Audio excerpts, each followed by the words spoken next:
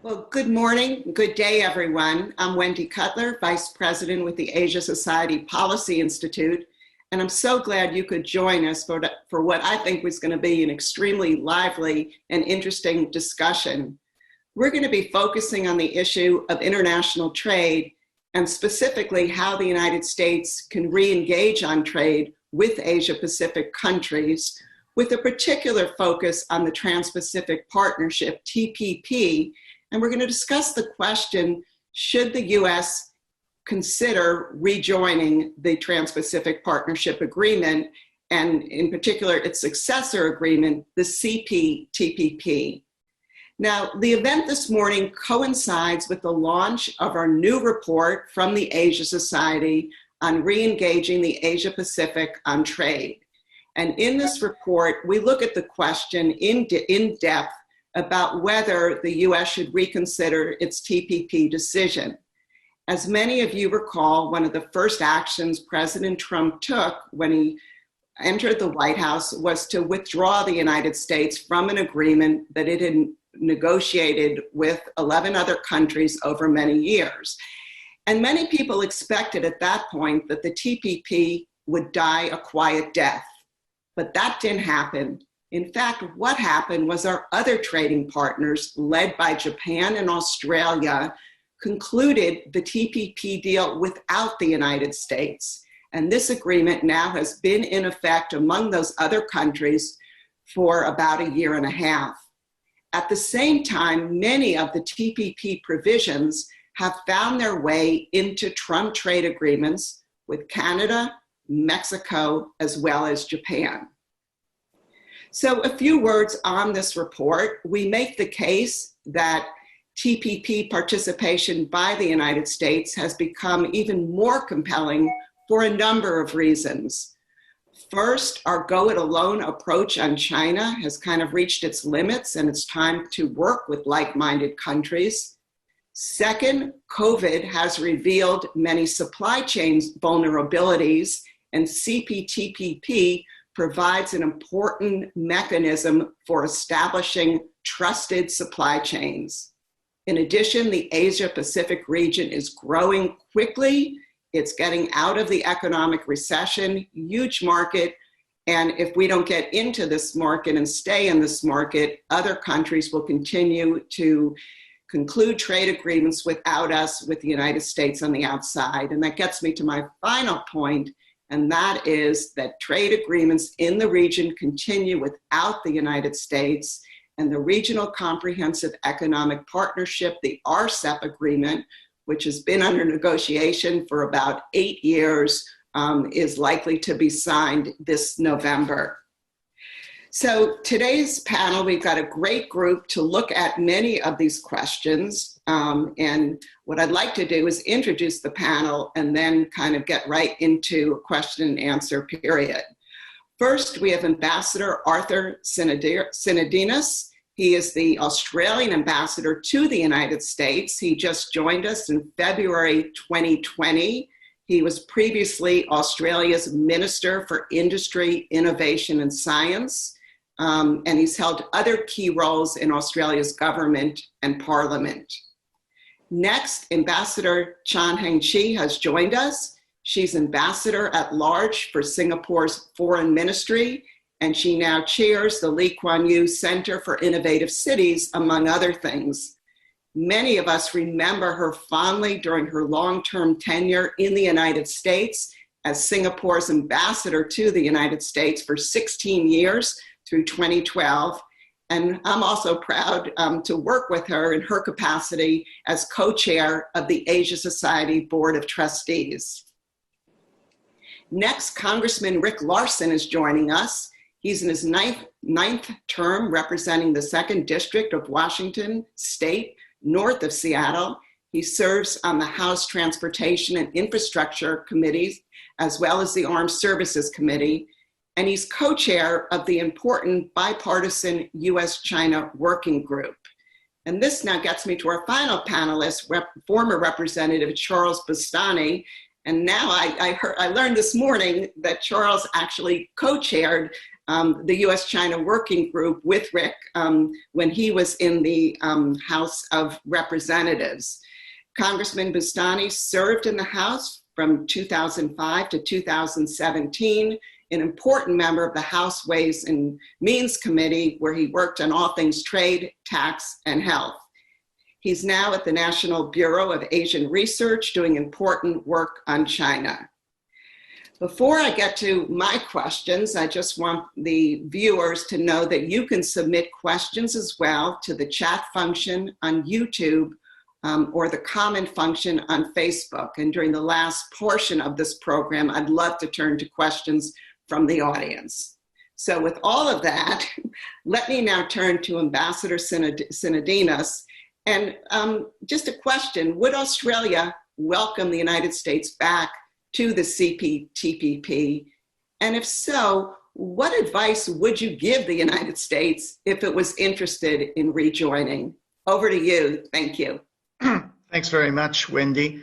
And can I say congratulations on the report. What I like about it is that it, not just an academic report, it actually lays out a blueprint about a possible way ahead. And in government, one of the most important things is to work out in practical terms what you can do.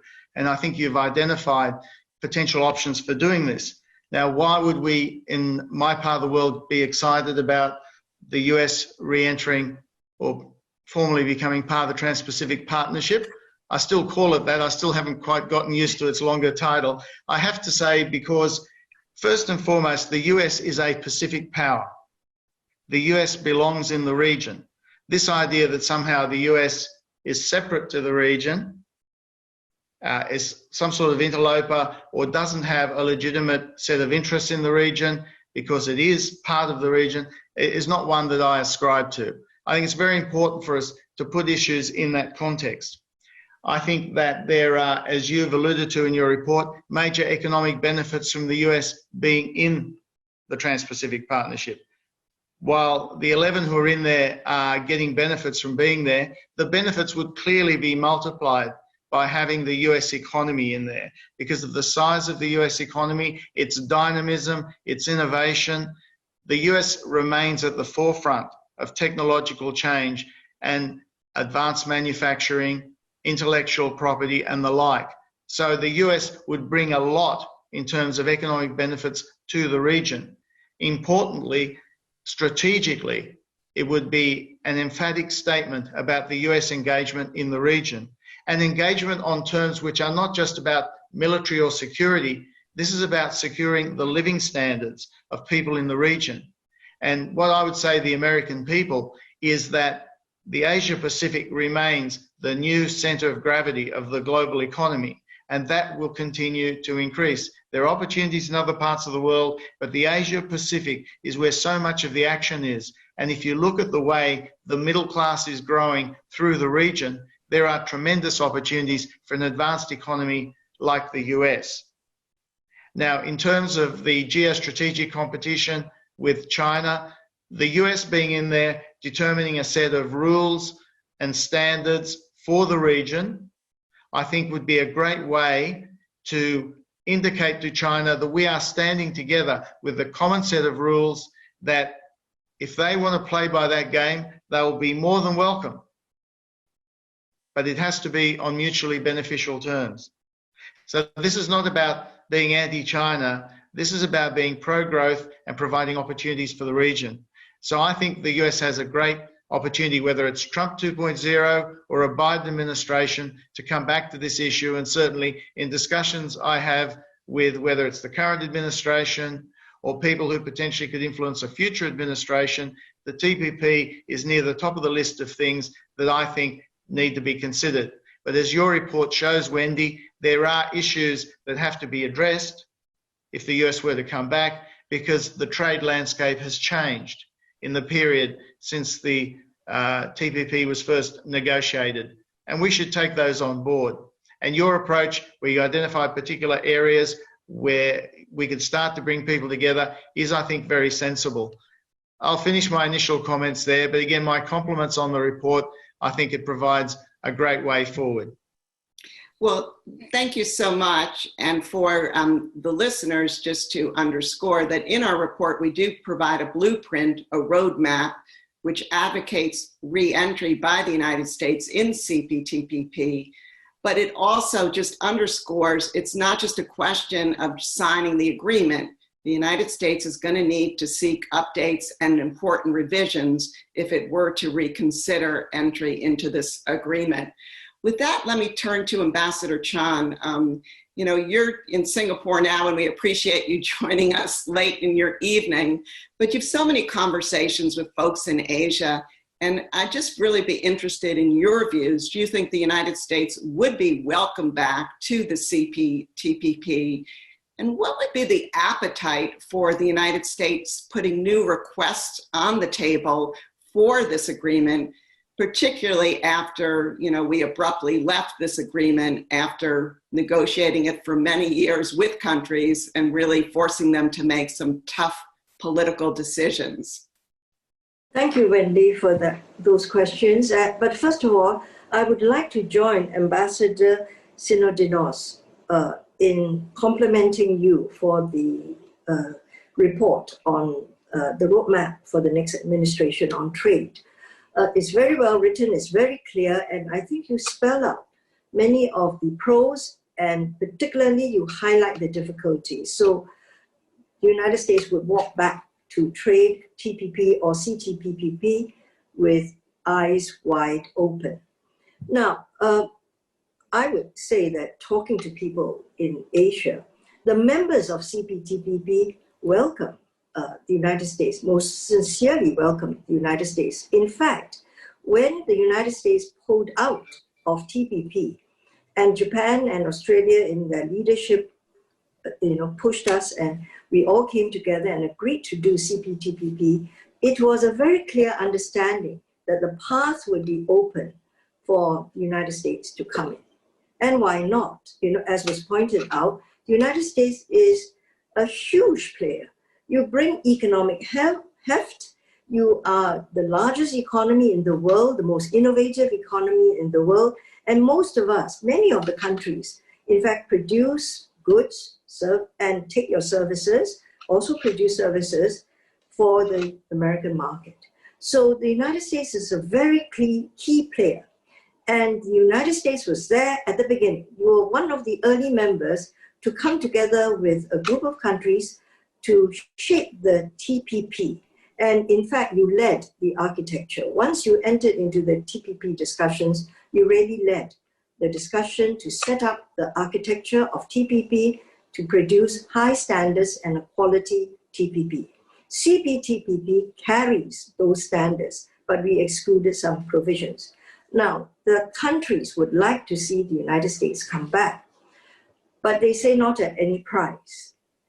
In other words, I think there's a sentiment that, we took out some provisions. We do not want to see the United States bring back TPP because TPP was negotiated in 2015. And some of the provisions may be a little outdated. And certainly, we are onto a new period.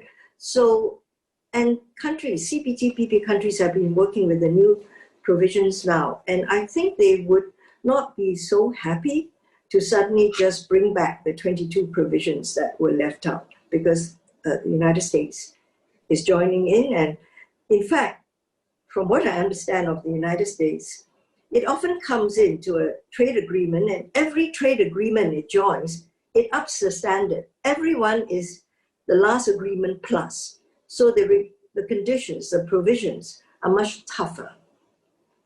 But I think whilst countries in the region really welcome the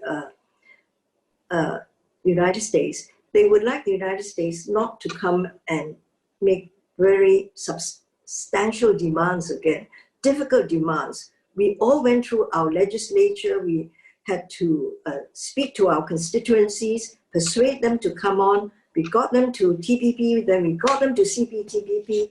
And now it's really, quite a big lift if you ask us to take on new conditions. But that said, I think we all want the United States in. because the United States' presence in the CPTPP would make the CPTPP much more meaningful, will set the direction. And I think sometimes people wonder where it's going, but I think this will be a very clear direction. There are many countries waiting to come in, and about 4 countries have not yet ratified because of domestic conditions, domestic politics. But I think it's also because they're just waiting. If the United States is not there, what's the hurry? But if the United States comes into CPTPP, I think you will find that very many, the countries will come back again, roaring back. And other countries that want to join will really line up and put in their applications, So, and we have Taiwan, we have that economy, we have the Philippines, we have Indonesia, we have the United Kingdom that wants to come in, and Thailand. So there are all these countries waiting to join. And the United States coming back into CPTPP will certainly give them the added push. And really, this would be the most exciting trade agreement around. And I think the United States should come back because so many things are happening in my region. Whilst the United States has pulled back to look into its domestic internal issues and the politics, in the region of the Asia-Pacific, many countries are signing trade agreements with each other. The European Union, for instance, has just signed, this year, I think, the trade agreement with Japan, which people say is the largest trade agreement in the world in terms of value. Then the EU has signed a trade agreement with Vietnam, has signed a trade agreement with Singapore. And that's just the European Union. So they've come in, they've become very active. Britain is very interested in coming into the region, and I think they want to join CPTPP. They have spoken to the 11 countries. They want to see how they can actually, access to this agreement. And finally, let me just say, there is a very big agreement which is there on the table, and it is RCEP, the Regional Comprehensive Economic Partnership, which is 10 ASEAN countries plus 6 other countries. We call it 10 plus 3 plus 3. The plus 3 to the ASEAN 10 are China, Japan, ROK. The other 3 are Australia, New Zealand, and India. India is not signing for the time being, but the other countries, the other 10 plus 5, are on track to sign, and we hope it will be at the end of this year. And China will be a player there. China is already a very major player in the region with other initiatives. So the region is, in fact, extremely active, is bubbling. And, I've been in the United States as ambassador for 16 years. And, the United States has played a role in the growth and prosperity of the region and, creating a stable, secure peace for us. And it would be a shame at the time when we are growing and we are dynamic and moving so fast that you're missing that action. And I think it would be good for the United States to be back in the region on trade. Well, thank you very much. Now I'm going to turn to Congressman Larsen and kind of ask you, is there an appetite in the U.S. Congress for revisiting this agreement? And particularly given your hat in this U.S.-China working group and the attention you spend to that bilateral relationship, do you think that the TPP approach has just become more compelling and something that's really worth revisiting? So Wendy, thanks so much for inviting me to participate, and it's good to see my good friend Charles Boustany as well. I look forward to hearing his comments. And Ambassador Chan, I'm sorry I wasn't able to get to Singapore in January of this year. We'll someday get back. And and Ambassador Sinodinos, good to meet you here on Zoom. To say, I want to apologize as well. I'm in Washington, D.C. I'm not apologizing for being in Washington, D.C. I'm in D.C. and I have to leave the seminar or the webinar about 7 minutes early because we're actually working. I've got a committee meeting at 10 on aviation issues, and so I'll need to leave a little bit early just to get over there on time. So not to be rude, I just want to forewarn folks on that. But I do want to address your question, Wendy. First off by saying, yes, is there an appetite in Congress right now? Truthfully, as most of the world knows, we have an election in about 34 days. And so there's the discussion around trade right now is really more of a political issue in the United States as opposed to a policy issue. And some of the questions that we're addressing through this with the report and in this webinar are really about what happens. What do we do in January? And so, and in January we might have a different president. We might have a different U.S. Senate. I think we'll have pretty much the same House of Representatives, which changes the political calculus in Washington, D.C. about what approach to take. But I think a fundamental or foundational action that we have to take in the United States has to do more with domestic economic issues than using that as a foundation to build the trust that we've taken action to take care of ourselves while setting the stage to go out into the world. Now, the U.S. is out in the world. We haven't retrenched. I know it may feel like it some days. We haven't retrenched from Asia, at least in the minds of many members of Congress. We'd be over there visiting if we could. We would be there visiting our partners in various countries if we could travel. But we can't, and that makes things more difficult to keep those relationships alive. But there's still a great desire here in Congress for those to keep those important relationships.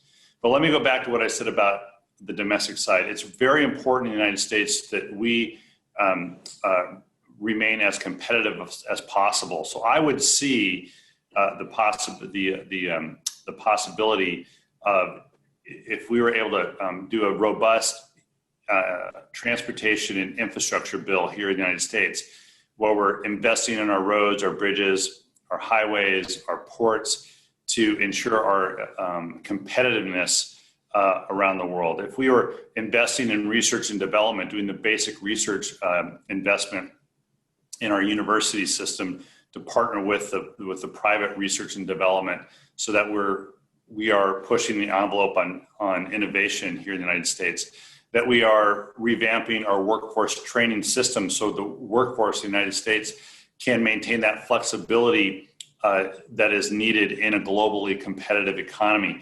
I think you want to see those kinds of things happen, and I believe we will see those kinds of things happen as a foundation then to build upon, to go out, to continue to go out, say, into Asia and talk to various countries about trade agreements. And those trade agreements, I think we set the standard with the USMCA when the Trump administration came back with an agreement, but we were able to change it because of pressure from the House of Representatives to increase the standards, borrowing, as you noted, Wendy, many of the elements from the original TPP that the Obama administration negotiated.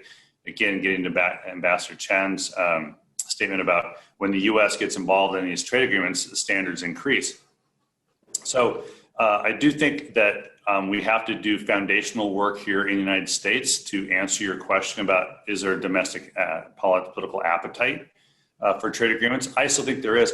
Now, look, I appreciate being on here. I'm totally the wrong guy to ask, because I am like go big or go home when it comes to trade agreements. And I'm when it comes to multilaterals as well. And I'm kind of in the minority on that. Bilaterals are important in some cases, but I think that for the United States, as big as an economy as we are, I think we are an important economy. I think we can add a lot of value to trade agreements. And that's why I think when we do multilaterals, we're in a better position. Finally, we'll say this about trade in Asia especially, and to our good friends and allies and partners in the region like Australia and Singapore and many others I don't want to forget, but I won't name them all. The U.S. being involved in whatever version it is, whether it's CP, TPP as is, or if the U.S. comes and says, okay, it's not all 22 provisions, maybe it's 11, maybe it's 5, maybe it's some number. But I think from a strategic point of view, the U.S. being part of a regional trade agreement is important as a broader approach to ensuring that not just in Asia, but around the world, that we continue to press open markets, trade based on rules and enforcing those rules. So WTO reform is part of this. But also I think it's a message to China and the Chinese leadership that the U.S. Will lead on a rules-based system where countries respect those rules, where we respect those rules in the United States, and that we aren't stepping back from a very important role that most of us do recognize that we play in the Asia-Pacific region. Thanks. Well, thank you. And Representative Boustany, let me then turn to you, and maybe you can explain to us a bit about what's going on in your party on trade. Because as a longtime trade veteran, when we used to bring these trade agreements home, we used to really count on very strong Republican support for the agreements through votes. And it just seems things are changing, and particularly when you look at recent polling, and we've included some of those polls in our report, it suggests that maybe the Republican Party is becoming more inward looking on trade, while the Democratic Party is becoming even more of a free trade party. So can you unpack that for us and maybe explain how this could impact any further movement on re-engaging in the Asia Pacific? Wendy, there's always been an element of protectionism, isolationism in the Republican Party, but it was on the margins, it was on the fringe. And now it's moved up front and center. And this is a big concern because we've seen a lot of turnover in the House on the Republican side, where a lot of the members who were historically oriented toward free trade and international approaches have become much more inward looking, which now, in my mind, makes the case for why we need to come forward with a very compelling case for American engagement through trade. And so my good friend Rick Larsen talked a little bit about the domestic politics and the need to fix a lot of the things that need to be done here domestically, and I agree with him on that. For years, we've languished in that area, but trade has to be a part of that whole package. We can't do one first and then the other. Ambassador Chan and Ambassador Sinodinos both made the comments about how active things are in Asia with the proliferation of trade deals. And if you look at this now, and if I were sitting across the table from President Trump or his senior advisors or my Republican colleagues in the House and Senate, I would say, let's look at what's happening.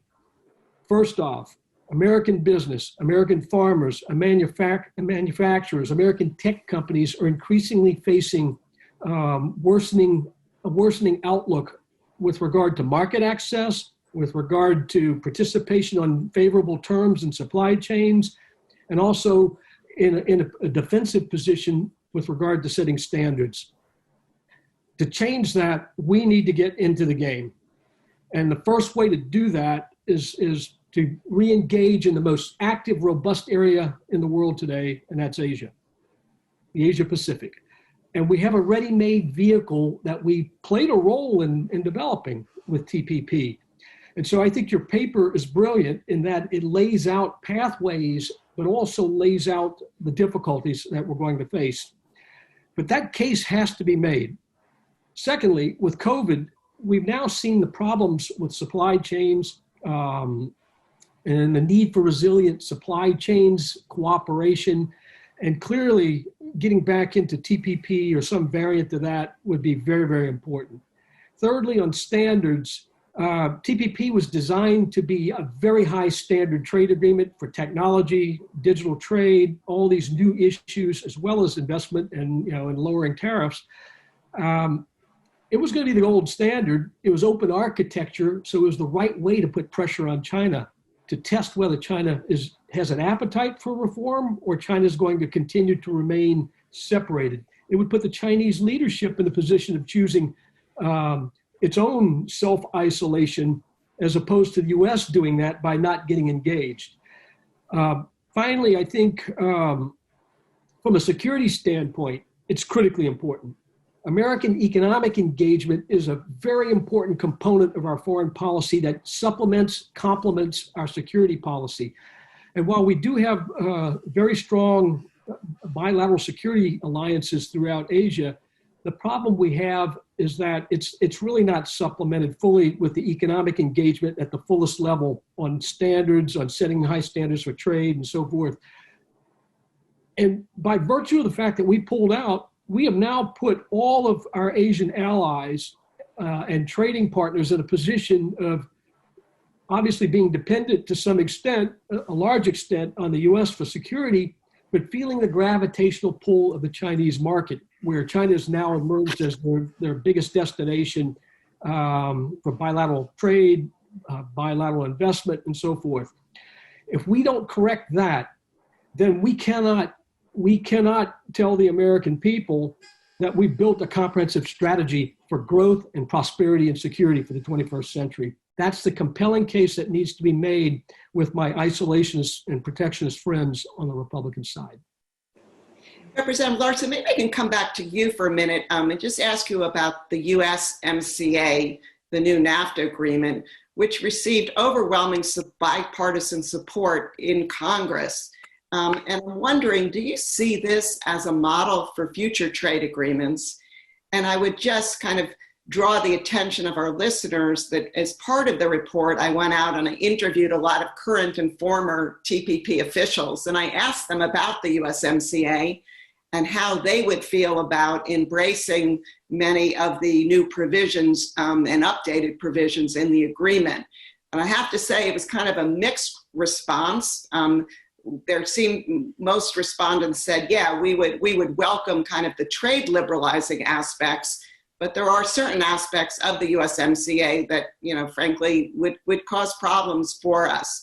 So maybe you can share with us how you view this agreement, and do you think that this is something that would help us get the needed domestic support if we were to pursue a model along the lines of the USMCA in the TPP? Yeah, thanks. Your evaluation of your interviews is interesting, because what I hear you saying is like, I talked to a bunch of trade people and they liked the stuff about trade liberalization, but they didn't like the things that we had to do in order to get that massive bipartisan majority to pass the bill. Well, you don't get one and not the other. You have to get both. That's fair. And I always say trade is not religion. Trade is politics. It's not. It's just because David Ricardo wrote a book hundreds of years ago saying that we have comparative advantage and this is how the world works.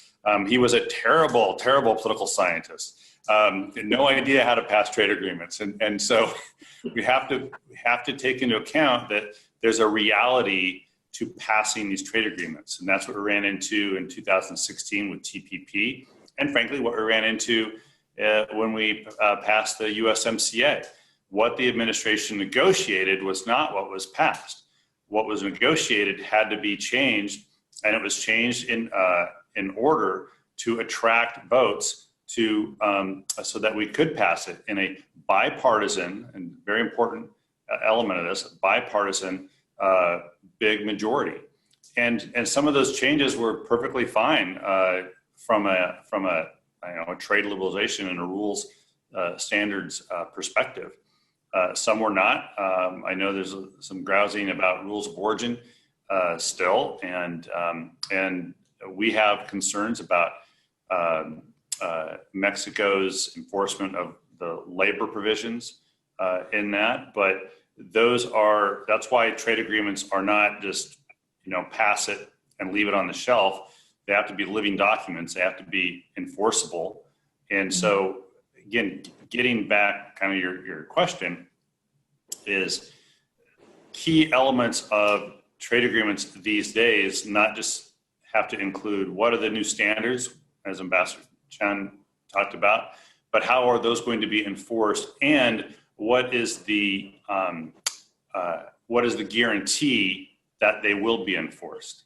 That provides comfort to create those bipartisan majorities. So whatever elements out of TPP get into USMCA, and whatever elements from USMCA that the U.S. would use to try to, come back to CPTPP or whatever form it takes, whatever those are, you have to have enforceable standards and show, not say, but show that those standards will be enforced. That's one thing that helps create those large bipartisan majorities.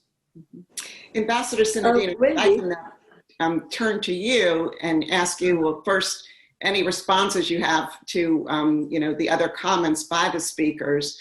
But when Australia looks at the CPTPP and then looks at the USMCA and thinks about inviting the United States back in, what is your bandwidth for revisions and updates to the CPTPP agreement? And the other question I would just like to pose for you as well, as part of our report, we recognize that a lot of domestic work is needed before we would be in a position to participate in the CPTPP. It would take some work to work on competitiveness issues, infrastructure issues as mentioned, and really consulting widely to understand what we would want in a trade agreement. And as a result, in our paper, we propose that we don't wait, that we re-engage on a narrower set of issues or issue with the Asia Pacific and put forward the ideas of doing a more limited deal on digital trade, if Vice President Biden wins, perhaps on trade and the environment and climate, or on the whole issue of supply chains in the medical sector. So over to you, and you can respond to any part of that question you'd like to. Well, Wendy, I think on the latter point, we recognize the politics of this. It's the same for all of us. We all have to get agreements through our parliaments. In our case, we have a treaty committee that looks at them. They look at the costs and benefits and all the rest of it. So Congressman Larsen's point is well taken. You have to be able to take people with you. And this is one of the things which has changed in recent years. I think here in the US, on both sides of politics, I think there's a recognition that getting the domestic house in order is important as part of being more competitive to enter into trade agreements, and also being able to take people with you, because one of the big concerns about trade agreements in the past is the perception that they haven't benefited the whole of the population, that parts of the country have been left behind. And that's certainly something that we recognize in the case of the US, a feeling that with globalization, parts of the US economy have been adversely affected.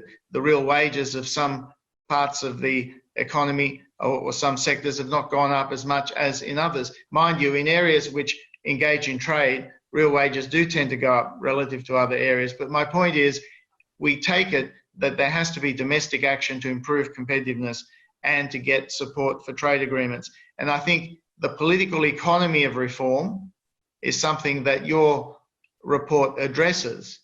And I think also the political economy of reform dictates that, and my career has been spent in and out of economic ministries and economic jobs. And so you take reform where you can get it. I mean, this idea that there's a magic sequence of economic reforms in the economy, you start where you can get progress and you work from there. So in this case, you've identified some potential options, whether it's in the medical space, the environmental space, or the digital space, where I think quick wins are possible building on recent agreements. I think the digital space is a good one because it's a very big growing area, and it's one where I think we can get some pretty important agreements pretty quickly. Look at the work that Singapore is doing with the US, for example, in this space, the work that we've done with Singapore and others. I mean, countries in the region I think, are on the same page. So I think your strategy of looking at this in terms of what can we get the ball rolling on, rather than waiting for the perfect outcome down the road when the economy is in some blissful state, that's going to take too long. We have to get on with it. We have to get on with the engagement. And just one final point, which was raised, I think, by Ambassador Chan about the Regional Comprehensive Economic Partnership. The idea by the end of the year that could actually get off the ground, even if it is minus India, would be a big statement about Chinese presence and leadership in the region. And that's one of the reasons why we say to the US, whether it's Trump 2.0 or a Biden administration, please re-engage, let's start talking, let's find areas where we can work together. And one very final point, the more you put on the table with other countries, the more likely you're going to get them to consider revisions to the agreement. And there are provisions of the MCA, whether it's around rules of origin, say on the automotive side, which may affect the appetite of the Japanese to be involved, for example, if they're not seeing market access being promoted there. You've got to take all those sorts of issues into account. No, thanks. I have the dubious responsibility of negotiating automotive rules of origin at the end of the TPP agreement negotiations. And let's just say it was a tough slog. And you know, clearly, I think an area that would need to be revisited if we were going to rejoin, given developments over the past few years. Ambassador Chan, if I can ask you about the role of Congress and now the role of the executive branch. It seems to me that our trading partners kind of have always accepted that once they conclude a deal with us, even with trade promotion authority, that you know, further changes may be asked to be made. And our trading partners, they don't like it, but you know, they generally have worked with us. But now we're in a new world where the executive branch has become kind of a challenge for our trading partners, in that, you know, you can work really hard with one administration, make tough political decisions, conclude a deal, only to find out the next administration may decide that it doesn't want to be part of this deal. So how does that kind of all fit in, and how do countries view the United States? How can we become a more reliable partner? I'm glad you brought this up, Wendy, because it is concerning for many of the countries, and we want to work with the United States. We want to trade with the United States. You know, we gain a lot. There are benefits both ways. So it's a good partner. But the tendency, it seems, increasingly of the United States to change its position. It's not just the Trump administration. You know, when President Bush, you know, and I worked very well with the Bush administration. When he came in, he pulled out of Kyoto. The United States pulled out of Kyoto. So if that can happen, I think many countries are a bit puzzled that a major power, the most powerful country in the world, that it goes by rule of law, international rules, and so on, you just tear up a treaty, you walk away from a treaty. That's rather disturbing. And I think we are seeing this quite a bit. You change the rules, you ask for more, one administration comes in. So I think many countries say, I do not know when I am negotiating if this is really going to be the final offer, and will we seal the deal? Will they come back later? So you asked me, and I'm telling you that countries feel uncomfortable, you know, with this kind of negotiating style or stance. I think in the free trade agreements, the bilateral agreements, it is part of the provision that, you know, there will be regular reviews of the trade agreement, and that we understand, that will take place. But it's when you change from administration to administration, and we thought we had negotiated with the United States. It's a country, it's a government, you know. So what's happening? Congressman Larsen, if I can ask you one more question before I know you need to leave. Can you comment on Trade Promotion Authority and how do you see this authority, which is going to expire on July 1, being extended, or rejiggered, or do you think it's going to lapse?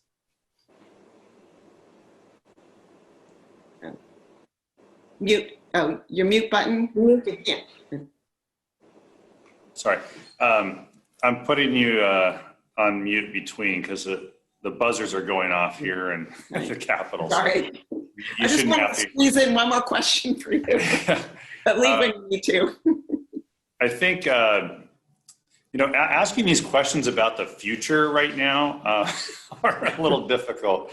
Again, a TPA, Trade Promotion Authority extension will depend a lot upon what the trade agenda is, first off. And we don't really have a firm idea of that from either a Trump administration next year or from a Biden administration. We have general outlines. So it would depend upon the agenda itself. It also depends upon, again, the makeup of the House and the Senate. And then it would depend upon the conditions that we outlined in the Trade Promotion Authority. So the one we did, the one that expires in the coming year, within the year, it was fairly comprehensive. I think it was a good model. It provided Congress the opportunities to say, here's what we think is important. But again, every Congress is different. Even if a lot of the players are the same, every Congress is different. And so it's less of a matter of just sort of re-upping Trade Promotion Authority as is. The next Congress, which will be the 117th version of Congress, will want its own stamp on it. And again, it will depend upon what the trade agenda is and the content of TPA. And that's the best I can give. And I appreciate Ambassador's comments about U.S. Changing its positions and so on. But we do have, two parties. And as Charles noted, even this Republican administration is changing a little bit. I would say a lot, but it's changing what the Republican Party, at least from the top, views, what their views are on trade. But who's to say that if Biden wins, that maybe the free traders in the Republican Party don't become ascendant again? And I would say that it's very possible that could happen if there's a Biden administration. So again, it depends upon the makeup of Congress, on the content of TPA, and on what the trade agenda is. Yeah, no, absolutely. And I think one thing about TPA that I learned through my career, it's a tough vote in Congress because it's largely procedural. It's a trade vote without concrete benefits, right? Because a lot of it's procedural. Yeah, it is. And I'm sorry to interrupt. I would just say, having done 4 or 5 separate TPA votes and also being labeled as one of the TPA 28, which is not a good label to have. In some corners it is. In some corners it is. But when you're identified as one of 28 people, when President Obama identifies you as one of those 28 people, it's great. When everyone else identifies you that way, it's a burden to carry. So TPA votes are pretty tough. And Charles can attest to it as well, I think. We appreciate your hard work, though. Ambassador Sinodinos, if I can ask you, how important is Trade Promotion Authority, for your government and other governments when they negotiate with us? I mean, in the TPP negotiations, it was critical at the end, and we really couldn't close the agreement until Congress passed TPA, I believe, in July, and then we concluded the deal a few months after. Well, obviously, what happens about TPA is a matter for the American system. It's not one that we would interfere with. Looking at it from the outside, clearly, TPA provides certainty to people that a deal as a whole will be put up to be voted up or down, as opposed to, again, renegotiated, because that obviously raises uncertainties about who you're actually negotiating with. So from our point of view, it's important to have certainty around doing these deals. But to go back just briefly to a point I was making before, trade is like everything in life. The more you put on the table, the more likely you're going to get something. So while we recognize that the MCA has moved the game on, we don't discourage people from having ambition about what is possible to do. Because I think the greater the ambition, the greater the potential benefits that can come from it. But we recognize the world has changed, and we recognize for our point of view, it is important that even if there are executive agreements done, that the Congress is fully consulted along the way. It's important that people have ownership of what's going on. And I think, if anything, the politics of the last few years has reinforced the important linkages between what we do domestically and what we do externally. Interesting. Representative Boustany, if I can ask you to kind of change the tenor a little bit. The UK in particular has expressed strong interest in acceding to CPTPP. Of course, we're negotiating a bilateral agreement with them.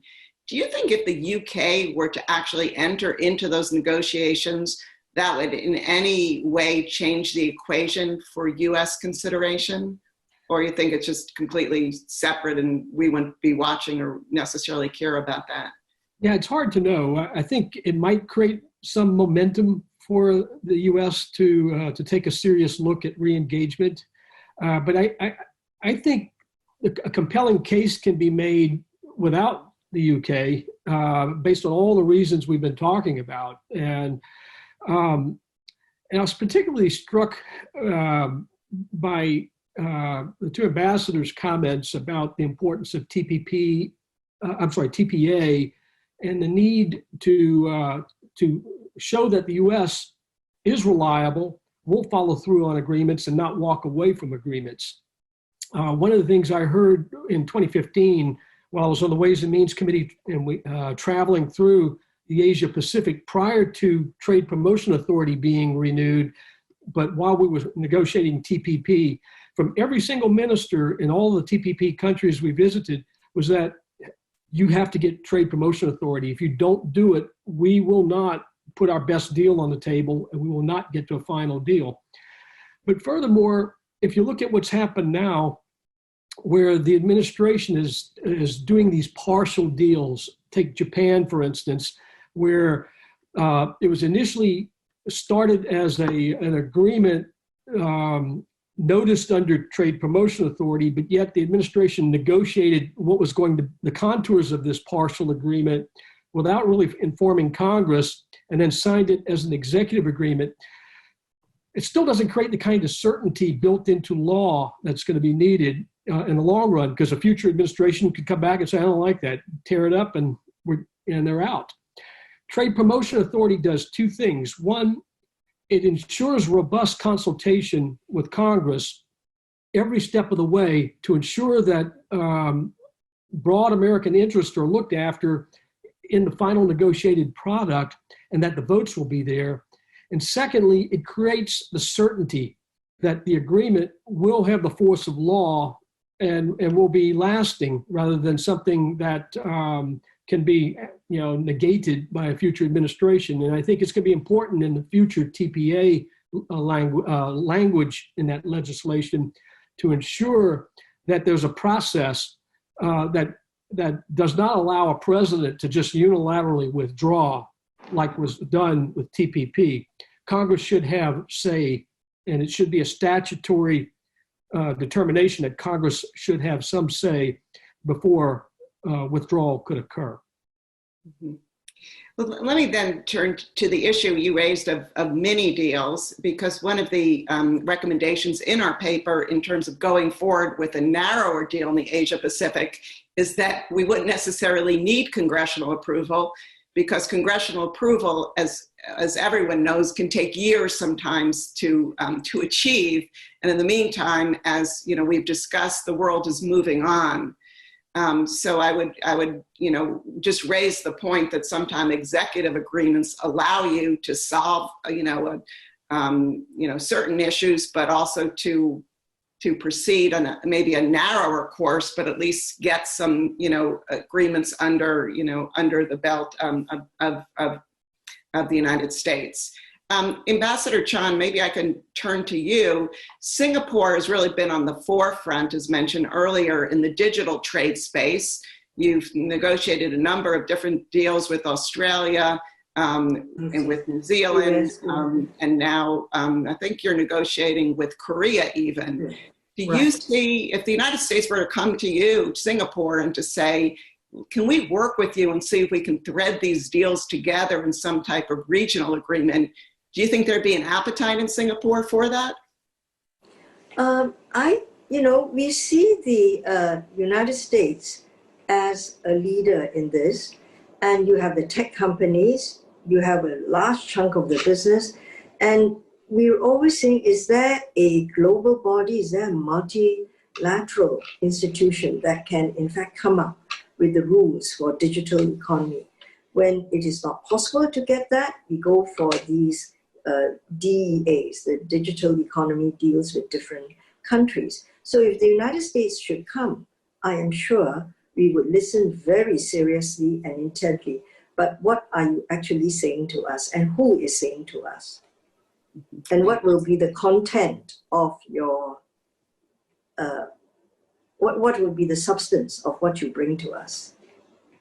Thanks. And the final question, then we're going to have to wrap up to Ambassador Sinodinos.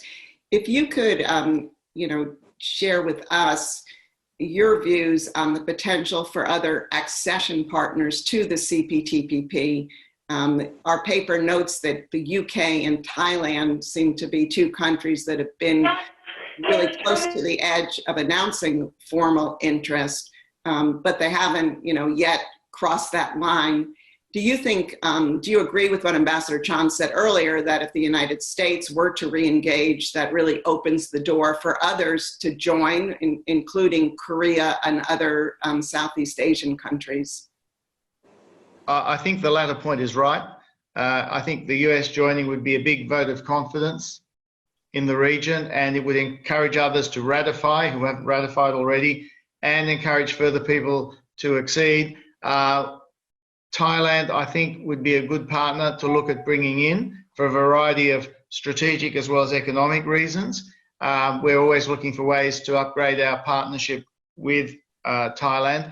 In the case of the UK, it was a very interesting case when it first came up, and it all just looks a bit out of left field, but in the context of the UK now going for the Global Britain brand, it does make a lot of sense given the way that the Asia-Pacific is developing.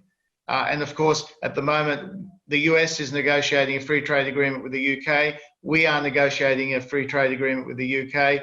And so I think it makes a lot of sense for us to consider that, but obviously that is some way down the track. But I think certainly an emphatic statement by the US that it's getting involved would be very welcome in the region, and I think would encourage a lot of other movement. And also it would have, I think, an impact beyond the region in the sense of saying that we believe that global trade and investment can once again play its role as an engine of global growth. And that is very important as we seek to come out of the pandemic. Well, thank you very much. And on that note, I would just really like to thank our panelists. I thought this was a great discussion. And as we all can see, there's an international component to this, but also a domestic component. The United States has a lot to work through in this area. I personally continue to believe that there are compelling reasons for the United States to revisit this decision. I urge everyone to read our new report, which is available on our website. Thanks again, everyone. And I'm sure this is the beginning of a conversation that will continue. Thanks, Wendy. Thank you. Thanks, Wendy. Thank you. Thank you, everybody.